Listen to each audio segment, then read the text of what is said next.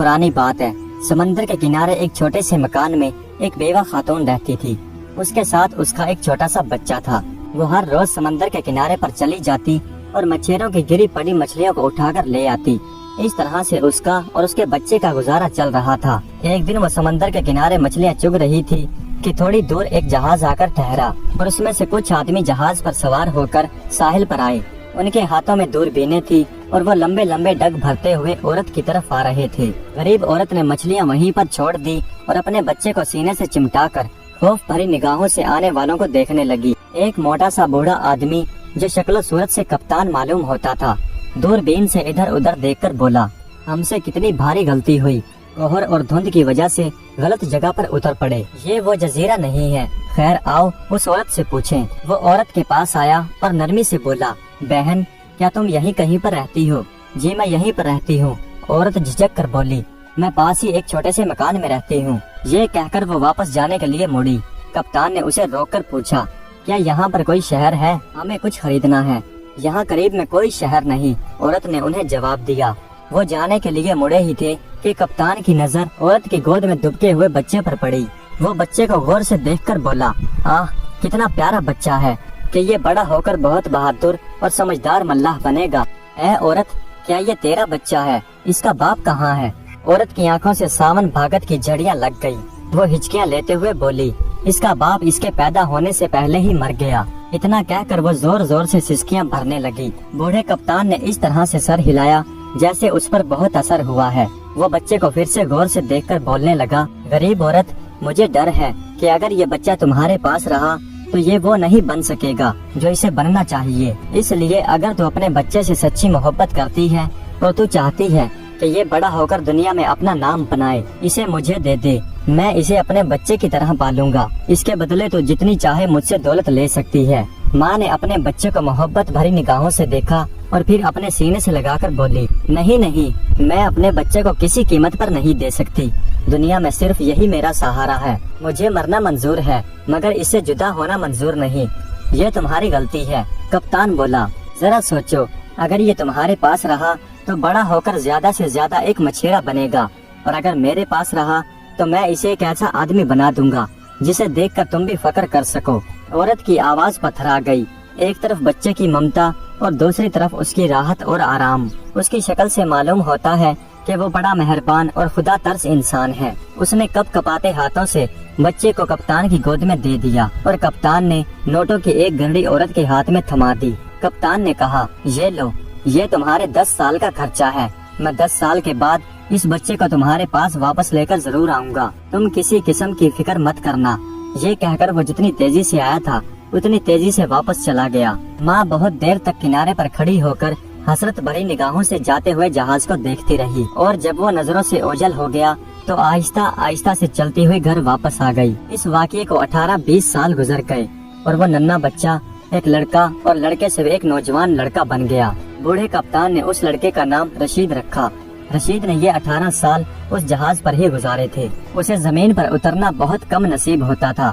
उसने जहाज ही पर अपना होश संभाला। कुछ तो उसकी दिलचस्पी और जहानत और कुछ बूढ़े कप्तान की तालीम। वो कम सनी ही में मल्लाह के तमाम गुर घाट से वाकिफ हो गया और उसने बहरी सफर के सारे कायदे कानून जहन नशीन कर लिए। बूढ़ा कप्तान उसकी बहादुरी और अक्लमंदी को देखता और दिल ही दिल में मुस्कुराता। अब वो खुद तो किसी कोने में बैठकर तम्बाकू पीता और नौजवान रशीद जहाजों की रखवाली करता। कभी कभी तो रशीद को अपनी माँ याद आ जाती।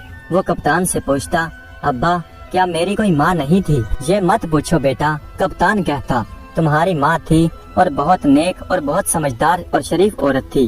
फिर इतनी आहिस्ता कि रशीद कहीं सुन न ले, बड़बड़ा कर कहता, खुदा मालूम कि बेचारी किस हाल में होगी। 4 सालों से कोशिश कर रहा हूँ कि जाकर मिल आऊं, कोई न कोई रुकावट आकर खड़ी हो जाती है। खैर जिस जहाज पर रशीद काम कर रहा था वो एक बहुत बड़े ताजर का जहाज था। उस ताजर के पास उसके अलावा 6 जहाज और भी थे जिनके जरिए वो दुनिया भर में तजारत करता और खूब नफा कमाता। अब के रशीद का जहाज सामान बेचकर वापस आया तो बूढ़े ताजर ने कप्तान को अपने पास बुलाया और बोला, मेरे दोस्त, मेरी उम्र 80 साल है। मैंने जिंदगी में करोड़ों रुपया कमाया और अल्लाह का शुक्र है मेरे पास किसी चीज की कमी नहीं है। बस एक आरज़ू ऐसी है जो मैं मरते वक्त अपने दिल में साथ लेकर जाऊंगा। اور وہ ہے اولاد۔ خیر میری تقدیر، چونکہ اب میں بہت بوڑھا ہو چکا ہوں اور اس لیے سوچتا ہوں کہ اپنے سارے مال و دولت کا کسی نیک آدمی کو وارث بنا دوں۔ تم نے میری بہت خدمت کی ہے اور میری نظر میں تمہارے سوا میرے مال و دولت کا کوئی بھی مستحق نہیں، اگرچہ تم بھی بہت بوڑھے ہو اور میری طرح تمہاری بھی کوئی اولاد نہیں ہے۔ کپتان جلدی سے بولا، جناب شاید آپ کو خبر نہیں کہ میرا ایک لڑکا ہے، 18 سال کا گبرو جوان۔ میں نے اسے ملاحی کے سارے گر بتا کر ایک ہوشیار ملاح بنا دیا ہے اور وہ بڑے بڑے جہادیدہ کپتانوں کے کان کترنے لگا ہے۔ اچھا، تاجر تعجب سے بولا، مگر تم نے ہمیں کبھی نہیں بتایا کہ تمہاری کوئی اولاد بھی ہے۔ میرے خیال سے یہ کوئی ایسی بات نہیں تھی جو میں آپ کو بتاتا، کپتان نے جواب دیا۔ میرے نجی معاملات سے آپ کو کیا دلچسپی ہو سکتی ہے؟ کیوں نہیں ہو سکتی؟ ضرور ہو سکتی ہے، تاجر بولا، تم اپنے لڑکے کو میرے پاس لے کر آؤ۔ کپتان خوشی خوشی سے دوڑا گیا اور رشید کو اپنے ہمراہ لے کر سوداگر کے پاس پہنچ گیا۔ بوڑھے سوداگر نے تاریخی نظروں سے رشید کی طرف دیکھا اور بولا، خوب نوجوان، کیا تم میرے ساتھ رہنا پسند کرو گے؟ میں اپنی ساری دولت اور جائیداد تمہارے نام کر دوں گا، تم میرے بیٹے کہلاؤ گے۔ رشید تھوڑی دیر سوچتا رہا اور پھر بولا، جناب میں ساری زندگی سمندر ہی میں رہا ہوں، سمندر کی موجوں کے تھپیڑے کھا کر ہی میں نے ہوش سنبھالا، سمندر کے خوفناک پانیوں میں ہی میں پل بڑھ کر جوان ہوا ہوں، اس لیے مجھے پانی سے ہی محبت ہے۔ چونکہ اب آپ کی مرضی مجھے اپنے ساتھ رکھنے کی ہے، اس لیے مجھے کوئی اعتراض نہیں، میں خوشی سے آپ کی خدمت کروں گا۔ اس دن سے رشید بوڑھے سوداگر کے ساتھ رہنے لگا اور مال گوداموں کا نگران بنا دیا گیا۔ اس نے تھوڑے ہی دنوں میں اپنی عقل مندی اور سمجھداری سے اتنا اچھا کام کیا کہ بکری بڑھنے لگی اور اتنے تاجر مال خریدنے کے لیے آنے لگے کہ سب کی مانگ پورا کرنا دشوار ہو گئی۔ سارے گودام خالی پڑے تھے اور جہاز ابھی مال لے کر نہیں آئے تھے۔ یہ دیکھ کر رشید نے سوداگر سے کہا، اگر آپ اجازت دیں تو میں خود جہاز لے کر جاؤں اور جتنی جلدی ہو سکے مال لے کر واپس آؤں۔ اگر تھوڑے اور دنوں تک مال نہ آیا تو تجارت کو خوب نقصان پہنچے گا۔ بوڑھا دل سے تو نہیں چاہتا تھا کہ رشید اسے چھوڑ کر جائے، مگر اس کی ضد کو دیکھ کر اس نے اسے جانے کی اجازت دے دی۔ پھر رشید اپنے جہازوں کو لے کر سمندر کی لہروں اور اپنے سفر کو چیرتے ہوئے اپنی منزل کی طرف بڑھے جا رہے تھے کہ اچانک طوفان آ گیا۔ طوفان اتنا خوفناک اور تیز تھا کہ سمندر کی لہریں 30 40 فٹ تک اٹھنے لگی اور جہاز کاغذ کی ناؤ کی طرح ڈولنے لگا۔ بہادر رشید نے اپنے حواس بچا رکھے، وہ اس سے پہلے سینکڑوں طوفان دیکھ چکا تھا، مگر اس وقت وہ صرف ایک جہاز کی نگرانی کرتا تھا اور اب اس کی نگرانی میں اور اس کی کمان میں کئی جہاز تھے۔ کبھی وہ ایک جہاز کو اشارے سے ہدایت دیتا تو کبھی دوسرے کو۔ طوفان لمحہ و لمحہ بڑھتا جا رہا تھا اور پانی کی دھن ہر طرف پھیلتی ہوئی جا رہی تھی۔ اس افراتفری میں سب جہاز ایک دوسرے سے الگ ہو گئے اور جدھر کو موجیں لے گئیں بہتے ہوئے چلے گئے۔ رشید کا جہاز مشرق کی طرف بہتا ہوا جا رہا تھا۔ اس نے اپنے جہازوں کو آخری بار دوربین سے دیکھنے کی کوشش کی، مگر اسے سمندر کی لہروں کے علاوہ کچھ دکھائی نہیں دیا۔ رات بھر اس کا جہاز موجوں کے رحم و کرم پر چلتا رہا۔ صبح جب طوفان تھما تو ایک جزیرہ نظر آیا۔ اس نے ملاحوں کو وہاں پر ایک لنگر ڈالنے کا حکم دیا تاکہ یہ معلوم ہو سکے کہ وہ کہاں ہیں اور ان کی منزل مقصود ان سے کتنے فاصلے پر ہے۔ جہاز کنارے پر تھوڑی دور کے فاصلے پر کھڑا کر دیا گیا اور رشید 2-4 تجربے کار ملاحوں کو لے کر کنارے پر اترا۔ اس نے دیکھا کہ 2-4 آدمی ایک بوڑھے آدمی کی لاش کو مار پیٹ رہے ہیں۔ ایک آدمی اس کے سر پر جوتے مار رہا ہے اور دوسرا آدمی اس کی داڑھی اور اس کے بالوں کو نوچ رہا ہے۔ رشید کو یہ دیکھ کر بہت دکھ ہوا۔ وہ جلدی سے دوڑ کر ان کے پاس پہنچا اور ڈانٹ کر بولا، اس لاش کے کیوں بے حرمتی کر رہے ہو؟ تمہیں خدا کا خوف نہیں؟ ایک آدمی اسے بولا، تم کون ہوتے ہو ہمارے کام میں دخل دینے والے؟ یہ ہمارا قرض دار ہے، کچھ سال پہلے اس نے 50 روپے ہم سے قرض لیا تھا اور اب یہ قرض دیے بغیر ہی دنیا سے چلا گیا۔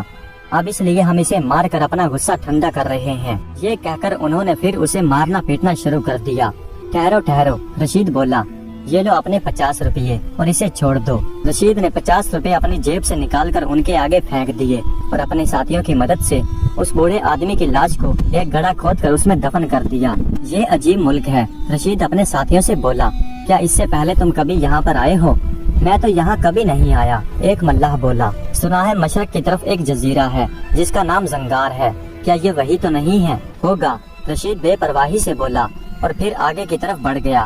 کچھ دیر چلنے کے بعد وہ ایک بستی میں پہنچے جہاں ایک میدان میں بہت سے لوگ جمع تھے اور ان کے بیچ ایک آگ کا بہت بڑا الاؤ جل رہا تھا۔ الاؤ کے قریب ایک بہت خوبصورت لڑکی رسیوں سے بندھی ہوئی پڑی تھی۔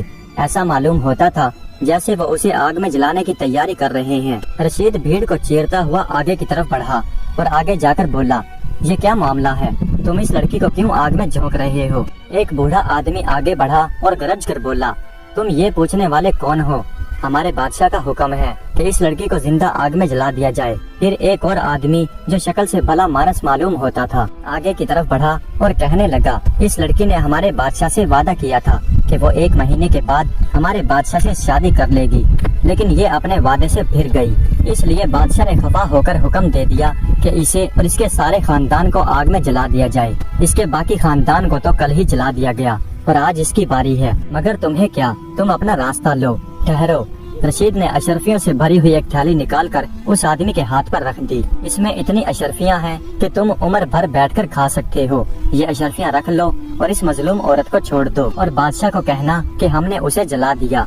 पहले तो उन्होंने आपस में सलाह मशवरा किया और फिर अशरफियां लेकर वहाँ से चले गए। लड़की ने शुक्रिया भरी नजरों से रशीद की तरफ देखा और फिर बोली, नौजवान, अगर तुम मेरी जान न बचाते तो मेरा भी वही हशर होता जो मेरे खानदान का हुआ। तुम यहाँ पर अजनबी मालूम होते हो, तुम कौन हो? रशीद ने उसे बताया कि वो एक जहाज का कप्तान है और कोयला लेकर मिस्र जा रहा है ताकि वहाँ से तजारती सामान खरीद कर लाए। कोयला? लड़की हैरत से बोली, इस मुल्क के लोग कोयले पर अपनी जान देते हैं और उसे बड़े शौक से खाते हैं। तुम उन्हें जितना कोयला दोगे वो तुम्हें उतना ही सोना देंगे। अच्छा? रशीद भुचक्का होकर बोला, हाँ। लड़की ने कहा, तुम ऐसा करो कि तुम शहर के सबसे बड़े ताजर के पास जाओ और उसे कहो कि मेरे पास कोयलों से भरा एक जहाज है और मैं उसे फरोख्त करना चाहता हूँ। वो खुशी से राजी हो जाएगा और उसके बदले तुम्हें सोना दे देगा। मगर होशियारी और समझदारी का काम है। जैसे ही सौदा तय हो जाए और सोना तुम्हारे जहाज में पहुँच जाए तो तुम अपने जहाज का लंगर उठा देना और जितनी जल्दी हो सके यहाँ से निकल जाना। अगर जरा भी देर हुई तो ये वहशी लोग तुम्हें नहीं छोड़ेंगे। तुम पर हमला करके तुम्हारे जहाज और तुम्हारे सारे सामान पर कब्जा कर लेंगे। रशीद ने उस लड़की के हुक्म पर चलने का फैसला किया और शहर के सबसे बड़े ताजर के पास पहुंच गया। वो उससे बड़े अदब से पेश आया और जब रशीद ने उसे बताया कि वो जहाज भरकर कोयला लाया है तो वो खुशी से उछल पड़ा और बोला, क्या तुम उसे मुझे फरोख्त करना चाहते हो? मुँह मांगे दाम दूंगा। अगर सौदा आज ही तय हो जाए तो अच्छा है। रशीद ने उससे कोयले के बराबर सोना मांगा। सौदागर पहले तो हिचकिचाया मगर फिर राजी हो गया। सोना सुबह 6 बजे मेरे जहाज पर पहुंच जाए। रशीद ने सौदागर से कहा, मैं कोयला किनारे पर डालकर चला जाऊंगा। ये कहकर वो वापस लौट आया और लड़की बैठी उसका रास्ता देख रही थी। सारी गुफ्तगू सुनकर वो बोली, तुम अपने आदमियों को अभी से तैयार रहने के लिए हुक्म दे दो कि जैसे ही सोना जहाज में आए वो जहाज का लंगर उठा दें। अगर जरा भी देर हुई तो दुनिया की कोई ताकत तुम्हें नहीं बचा सकती। रशीद ने अपने सारे मल्लाहों को हुक्म दिया कि वो तैयार रहें कि जैसे ही इशारा मिले वो जहाज का लंगर उठा दें। वो रात आंखों ही आंखों में कट गई। सुबह होते ही वो सौदागर सोना गाड़ियों में भरकर वहाँ आ मौजूद हुआ। रशीद ने सारा कोयला किनारे पर पहले ही से उतार दिया था। जब सारा सोना उसके जहाज में आ गया, आवाज लगाने की देर थी कि जहाज चल पड़ा। थोड़ी दूर पहुंचकर रशीद ने दूरबीन से देखा कि चंद आदमी हाथों में लाठियां उठाए किनारे पर इधर उधर दौड़ रहे हैं। बूढ़ा कप्तान और सौदागर रशीद की गुमशुदगी से बड़े परेशान थे और उनके दोनों जहाज धक्के खा खोकर वापस वहां पर पहुंच चुके थे, मगर रशीद के जहाज का कुछ पता नहीं था। जब रशीद वहां पर अपना जहाज लेकर पहुंचा तो बूढ़ा सौदागर और कप्तान खुशी से फूले नहीं समाये और जब उन्हें ये मालूम हुआ कि वो अपने साथ लातादाद सोना लाया है तो उनकी खुशी का ठिकाना ना रहा। बूढ़ा सौदागर लड़की के साथ बेहद मोहब्बत और नरमी से पेश आया और उसकी खूब खिदमत मदारत की, लेकिन रशीद ने देखा कि वो चुप चुप और खामोश सी रहती है। आखिर रशीद ने एक दिन उससे पूछ ही लिया, वो बजाय इसके कि उसका जवाब देती, क्या तुम अब कहीं नहीं जाओगे? नहीं। रशीद हैरानी से बोला, क्यों? मैं इतने दिनों के बाद तो आया हूँ, अब आराम करना चाहता हूँ। लेकिन क्यों, तुम्हारा कुछ काम है? हाँ। लड़की सर झुका कर बोली, पहले तुमने अपने काम के लिए सफर किया था और अब मेरे काम के लिए सफर करोगे। बोलो, क्या तुम हंसपानिया जाओगे? रशीद हंस कर बोला, अगर तुम्हारा कोई काम है तो जरूर जाऊंगा। तुमने मेरे ऊपर वो एहसान किया है जो मैं जिंदगी भर नहीं भूल सकता। सबसे पहले तो तुम अपने जहाज में कुछ सामान भर लो और फिर अपने मालिक से कहो कि मैं तजारत के लिए हस्पानिया जाना चाहता हूँ। जब वो इजाजत दे दे तो फिर मेरे पास आना, मैं तुम्हें चंद बातें बताऊंगी। रशीद ने एक जहाज में थोड़ा कोयला भरा और फिर अपने मालिक से इजाजत लेकर लड़की के पास आकर बोला, अब बताओ क्या कहना चाहती हो? लड़की ने अलमारी में से एक उम्दा कोट निकाला और उसे देते हुए बोली, जब तुम हस्पानिया पहुँच जाओ तो इतवार के दिन ये कोट पहनकर शाही गिरजा घर जाना। वहाँ पादरी के मिंबर के करीब 3 कुर्सियाँ पड़ी होंगी, 2 सोने की और 1 चांदी की। तुम उस चांदी की कुर्सी पर बैठ जाना। ये 1 अंगूठी और 2 किताब और लो। अंगूठी को दाहिने हाथ की उंगली में पहन लेना और कुर्सी पर बैठकर ये किताब पढ़नी शुरू कर देना। अगर बादशाह या मलका तुमसे सवाल करे तो खामोशी से उठकर बाहर चले जाना और फिर इंतजार करना कि क्या होता है। रशीद ने लड़की की बातों को खूब जहन नशीन कर लिया और फिर जहाज में सवार होकर हस्पानिया की तरफ रवाना हो गया। 3 हफ्तों के बाद वो हस्पानिया पहुंचा और फिर वहां से बंदरगाह की तरफ रवाना हो गया और एक सराय में ठहरा। इतवार का दिन आया तो वो लड़की का दिया हुआ कोट पहनकर गिरजा घर पहुंचा। नमाज का वक्त हो चुका था और तमाम गिरजा घर नमाजियों और आदमियों से भरा हुआ था। रशीद बड़ी खुशी के साथ चलता हुआ उस कुर्सी पर जाकर बैठ गया। थोड़ी देर के बाद बादशाह और मलका भी आ गए और रशीद की दाहिने वाली कुर्सी पर आकर बैठ गए और फिर दुआ शुरू हो गई। रशीद ने जल्दी से लड़की की दी हुई किताब निकाली और पढ़ना शुरू कर दी। साथ ही साथ किताब पर उंगलियां भी फेरता जाता, जिसमें लड़की की दी हुई अंगूठी पहने हुए था। सारे लोग दुआ में मशगूल थे, लेकिन बादशाह और मलका रशीद की तरफ देख रहे थे। देखते ही देखते मलका की आंखों से आंसू बहने लगे और वो हिचकियां लेकर रोने लगी। रशीद उसे रोता देखकर एकदम बाहर निकल आया और सराय चला गया। थोड़ी देर बाद 3 सिपाही आए और कहने लगे, तुम्हें बादशाह बुलाते हैं। रशीद ने कहा कि मैं शाम को हाजिर हो जाऊंगा। जब वो शाम के वक्त महल पहुंचा तो बादशाह और मलका बेसब्री से उसका इंतजार कर रहे थे। उसे देखते ही बादशाह और मलका खड़े हो गए। रशीद बोला, हजूर, मुझे खामखाही शर्मिंदा कर रहे हैं। मेरा फर्ज है कि मैं हजूर की खिदमत बजा लाऊं। नहीं, कोई बात नहीं, तुम हमारे मेहमान हो। बादशाह बोला, क्या आज की शाम का खाना तुम हमारे साथ खाओगे? मेरी मजाल है कि मैं इनकार करूं। रशीद ने जवाब दिया। फिर बादशाह ने रशीद का हाथ पकड़ा और खाने के कमरे की तरफ ले गया। फिर तीनों खाना खाने लगे। खाना खाते वक्त मलका ने कहा, नौजवान, मैं तुमसे एक बात पूछना चाहती हूँ, क्या सच सच जवाब दोगे? जरूर मलका आलिया, क्या वो कोट, अंगूठी और किताब तुम्हें किसी लड़की ने दी थी? जी, आपकी बात दुरुस्त है। मलका फिर सिसकियां भरते हुए रोने लगी और बोली, तो फिर वो कहाँ है? जल्दी से मुझे उसका पता बता दो। मेरा दिल कह रहा है कि वो मेरी लड़की है। रशीद बोला, मैंने उसे एक वहशियों के जजीरे से बचाया था। अब वो मेरे वतन में है और आराम से मेरे बाप के पास रह रही है। उसके साथ कुछ और आदमी भी थे। मलका ने जवाब दिया, नहीं, वो कहती थी कि इन लोगों ने मेरे माँ बाप को जला दिया। अफसोस, मैं एक दिन बाद वहाँ पर पहुँचा। आह, मलका बोली, वो उसके माँ बाप नहीं थे, नौकर थे। मलका भर्रा कर बोली, वो मेरी बच्ची है, मेरी बच्ची। और मलका फूट फूट कर रोने लगी। रशीद ने खाने से हाथ खींच लिया और मलका को दिलासा देते हुए बोला, मगर वो तुमसे जुदा कैसे हुई? 5 साल हुए, हम तुर्की जा रहे थे। रास्ते में किसी नामालूम जगह पर लुटेरों ने हमारा जहाज लूट लिया। हमारे सामान के साथ साथ हमारी लड़की और चंद नौकरों को भी उठा ले गए। मैंने और आलम पनाह ने बड़ी मुश्किल से अपनी जान बचाई। उस दिन के बाद उसका कुछ पता नहीं। तुम्हारे पास जो चीजें हैं वो उसी की हैं। इसी से मालूम होता है कि वो हमारी बच्ची है। मलका दम लेने के लिए रुकी और फिर बोली, नौजवान, तुम जल्दी से वापस जाओ और उस लड़की को लेकर हमारे पास आओ। मैं बादशाह के सामने तुमसे ये वादा करती हूँ कि उस लड़की के साथ तुम्हारी शादी कर दी जाएगी। शुक्रिया मलका आलिया। रशीद सर झुकाकर बोला, मैंने जो काम किया है उसके लिए मुझे किसी किस्म का लालच नहीं था। ये मेरा फर्ज बनता था। आप मेरे साथ एक जहाज रवाना कर दीजिए, मैं शहजादी को आप तक पहुंचा दूंगा। बादशाह के मशीरों और वजीरों को जब ये पता चला तो उन्हें ये सुनकर बहुत गुस्सा आया कि किसी गैर मुल्क का अजनबी शख्स उनकी बादशाह की बेटी से शादी करने वाला है। उन्होंने आपस में मशवरा किया और इस जहाज के साथ जो कप्तान जा रहा था उसे बहुत सी रिश्वत देकर कहा कि जब उसे मौका मिले वो उसका काम तमाम कर दे।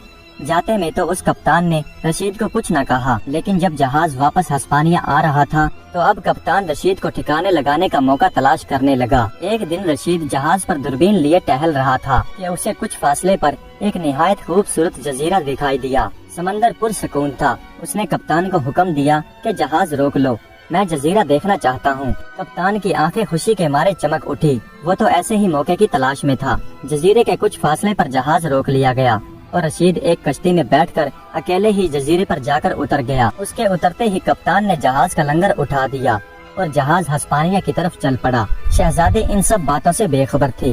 वो रात गए तक रशीद का इंतजार करती रही। कप्तान ने उसे ये कहकर तसल्ली दी कि वो दूसरे जहाज में आ रहा है। जहाज जब हस्पानिया के बंदरगाह में पहुंचा तो बादशाह और मलका पहले से ही उनके इंतजार में थे। शहजादी का रशीद की जुदाई से बुरा हाल था। वो रोते रोते निढाल हो गई थी। बादशाह भी अपने मौसम की गुमशुदगी से परेशान था। कप्तान ने उसे ऐसी मनगढ़ंत कहानी सुनाई कि वो उस पर शोभा ना कर सका। इधर रशीद भी जजीरे पर ठोकरे खाता इधर उधर फिर रहा था। थोड़ी देर के बाद जब वो वापस किनारे पर आया तो जहाज का दूर दूर तक निशान नहीं था। यूं ही वक्त गुजरता गया और 1 महीना गुजर गया। रशीद हर रोज किनारे पर बैठा रहता कि कहीं कोई यहाँ से जहाज गुजरे और वो उसे मदद के लिए पुकारे। उसके कपड़े फट फटाकर बराबर हो गए थे। उसके सर के बाल और नाखून इस कदर बढ़ गए थे कि उसे देखते ही खौफ आता था। एक दिन वो किनारे पर बैठा अपनी तकदीर को रो रहा था कि अचानक एक छोटी सी कश्ती किनारे पर आकर ठहरी और चांद की रोशनी में उसे एक आदमी का चेहरा दिखाई दिया जो आंखें फाड़ फाड़ कर उसे देख रहा था। क्या तुम ही रशीद हो? उस आदमी ने पूछा। लेकिन रशीद अपनी सोचों में ऐसा गुम था कि उसने कोई जवाब नहीं दिया। इस पर आदमी और भी चीख कर बोला, क्या तुम बहरे हो? सुनते क्यों नहीं? फिर रशीद उछलकर चौंक पड़ा और कश्ती की तरफ दौड़ पड़ा। क्या तुम रशीद ही हो? हाँ मैं रशीद हूँ, उसने जल्दी से जवाब दिया। क्या तुम यहाँ से जाना चाहते हो? अगर तुम मुझे यहाँ से ले जाओ तो मैं तुम्हारा बहुत शुक्रगुजार रहूँगा। रशीद खुश होकर बोला, मगर इसके बदले में तुम मुझे क्या दोगे? आदमी बोला। रशीद का चेहरा उतर गया। मेरे पास तो फूटी कौड़ी तक नहीं, मैं इस वक्त तुमसे कुछ नहीं मांगता। आदमी बोला, जब तुम सही सलामत अपने वतन पहुंच जाओ तब। रशीद बोला, अगर मैं अपने वतन पहुंच गया तो तुम जो मांगोगे मैं तुम्हें दूंगा। अच्छा तो आओ कश्ती में बैठ जाओ। आदमी ने सहारा देते हुए रशीद को कश्ती में बिठा लिया। तुम अपने वतन वापस जाना चाहते हो या हस्पानिया? हस्पानिया, रशीद चौंक कर बोला। रात भर कश्ती चलती रही। सुबह 10 बजे के करीब वो हस्पानिया की बंदरगाह पर जाकर रुके। बंदरगाह पर उतरने के बाद मल्लाह बोला, मेरा काम खत्म हुआ, ये लो कुछ रुपया, इससे तुम अपनी हालत सुधार लो और जब तुम अपनी हालत सुधार लोगे तो फिर मैं तुम्हारे पास आऊँगा। रशीद ने वो पैसे लिए और पहले नाई की दुकान पर गया। उसने अपना हुलिया संवारा, नए कपड़े खरीदे और उसी सराय में चला गया जहाँ पर वो पहले ठहरा था। शहजादी उसका नाम सुनते ही उछल पड़ी। बादशाह और मलका को जब ये खबर मिली तो वो भी उसका नाम सुनकर बाग बाग हो गए। थोड़े दिन बाद रशीद की शादी शहजादी से हो गई। शादी में रशीद का मुंह बोला बाप वो कप्तान और वो सौदागर भी शामिल थे। कप्तान अपने साथ एक बुढ़िया को भी लाया था और जब उसने रशीद को बताया कि ये बुढ़िया तुम्हारी माँ है। रशीद कुछ दिन तो हस्पानिया में रहा और फिर अपनी दुल्हन को लेकर अपने वतन वापस आ गया। अब सौदागर भी बहुत बूढ़ा हो गया था। उसने अपना सारा कारोबार रशीद को सौंप दिया और खुद याद इलाही में मसरूफ हो गया। प्यारे दोस्तों, ये कहानी आपको कैसी लगी कमेंट्स में अपनी राय का इजहार जरूर कीजिएगा। हमारे चैनल को सब्सक्राइब कर दीजिएगा। वीडियो देखने का बहुत बहुत शुक्रिया।